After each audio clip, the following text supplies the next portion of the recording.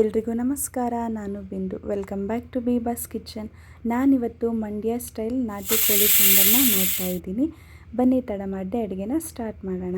ನಾನಿಲ್ಲಿ ನಾಟಿ ಕೋಳಿ ಸಾಂಬಾರು ಮಾಡೋದಕ್ಕೆ 1 kgಯಷ್ಟು ನಾಟಿ ಕೋಳಿ ಮಾಂಸ ತೊಗೊಂಡಿದ್ದೀನಿ.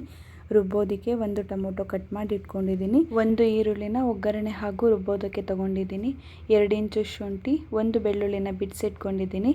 1 ಟೀ ಸ್ಪೂನಷ್ಟು ಗಸಗಸೆ, 1 ಇಂಚು ಚಕ್ಕೆ, 4 ರಿಂದ 5 ಲವಂಗ, ಅರ್ಧ ಟೇಬಲ್ ಸ್ಪೂನಷ್ಟು ಮೆಣಸು, 1 ಟೀ ಸ್ಪೂನಷ್ಟು ಜೀರಿಗೆ, ಅರ್ಧ ಟೀ ಸ್ಪೂನ್ ಮೆಂತ್ಯ, 1/4 ಕಪ್ಪಷ್ಟು ಹುರಿಗಡಲೆ, 7 ರಿಂದ 8 ಒಣಮೆಣಸಿನ್ಕಾಯಿ, 2 ಹಸಿಮೆಣಸಿಕಾಯಿ, 1 ಟೀ ಸ್ಪೂನಷ್ಟು ಕಸೂರಿ ಮೇಥಿ, 1 ಕಪ್ ಪುದೀನ ಹಾಗೂ ಕೊತ್ತಂಬರಿ ಸೊಪ್ಪನ್ನ ತೊಗೊಂಡಿದ್ದೀನಿ.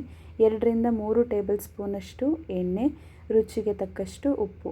ಸ್ಟವ್ ಹಚ್ಚಿ ಒಂದು ಪಾತ್ರೆನ ಇಟ್ಕೊಂಡು 2 ಟೇಬಲ್ ಸ್ಪೂನ್ ಎಣ್ಣೆನ ಹಾಕಿ ಎಣ್ಣೆ ಬಿಸಿ ಆದ ನಂತರ ಶುಂಠಿ, ಬೆಳ್ಳುಳ್ಳಿ ಹಾಗೂ ಈರುಳ್ಳಿನ ಹಾಕ್ಕೊಂಡು ಸ್ವಲ್ಪ ಬಾಡಿಸ್ಕೋಬೇಕು.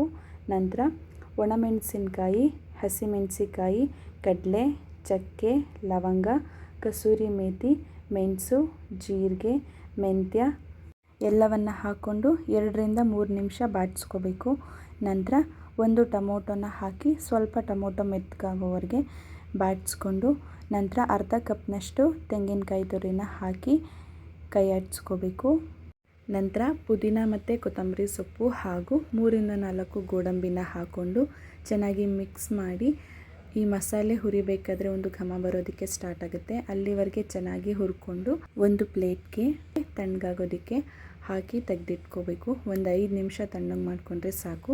ಇದಾದ ನಂತರ ಒಂದು ಮಿಕ್ಸರ್ ಜಾರ್ಗೆ ಹುರಿದಿರೋ ಮಸಾಲೆ ಜೊತೆಗೆ 1 ಲೋಟ ನೀರನ್ನು ಹಾಕ್ಕೊಂಡು ನುಣ್ಣಗೆ ರುಬ್ಬಿ ಕೊನೆಯಲ್ಲಿ 2 ಸ್ಪೂನಷ್ಟು ಧನಿಯಾ ಪುಡಿನ ಹಾಕಿ ನುಣ್ಣಗೆ ರುಬ್ಕೋಬೇಕು. ನಾನು ಮೊದಲೇ ಎಣ್ಣೆ ಜೊತೆ ಈರುಳ್ಳಿನ ಒಗ್ಗರಣೆ ಮಾಡಿಕೊಂಡು ನಾಟಿ ಕೋಳಿ ಮಾಂಸನ ಹಾಕಿ 3 ವಿಸಲ್ ಮಾಡಿಕೊಂಡು ಇಟ್ಕೊಂಡಿದ್ದೆ. ಈಗ ಅದಕ್ಕೆ ರುಬ್ಬಿಟ್ಟಿರುವಂತಹ ಮಸಾಲೆನ ಹಾಕ್ಕೊಂಡು ಚೆನ್ನಾಗಿ ಮಿಕ್ಸ್ ಮಾಡ್ಕೋಬೇಕು. ನಂತರ ಕನ್ಸಿಸ್ಟೆನ್ಸಿನ ನೋಡಿಕೊಂಡು ನೀರನ್ನು ಹಾಕ್ಕೋಬೇಕು. ಕೆಲವರಿಗೆ ಸಾಂಬಾರು ಗಟ್ಟಿ ಇದ್ದರೆ ಇಷ್ಟ ಆಗುತ್ತೆ, ಇನ್ನು ಕೆಲವರಿಗೆ ತೆಳು ಇದ್ದರೆ ಇಷ್ಟ ಆಗುತ್ತೆ. ನೋಡಿಕೊಂಡು ನೀರನ್ನು ಸೇರಿಸ್ಬೇಕು.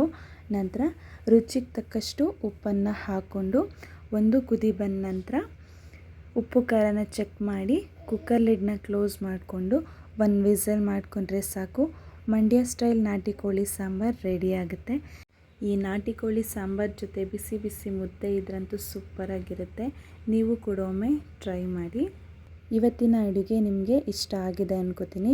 ಇಷ್ಟ ಆಗಿದರೆ ಒಂದು ಲೈಕ್ ಮಾಡಿ ಹಾಗೂ ನಿಮ್ಮ ಅಭಿಪ್ರಾಯನ ಕಮೆಂಟಲ್ಲಿ ತಿಳಿಸಿ. ಇನ್ನೂ ನಮ್ಮ ಚಾನಲ್ನ ಸಬ್ಸ್ಕ್ರೈಬ್ ಮಾಡ್ಕೊಳ್ಳದೆ ನೋಡ್ತಿದ್ರೆ ಸಬ್ಸ್ಕ್ರೈಬ್ ಮಾಡ್ಕೊಳ್ಳಿ. ಈ ವಿಡಿಯೋನ ನಿಮ್ಮ ಸ್ನೇಹಿತರಿಗೂ ಸಹ ಶೇರ್ ಮಾಡಿ.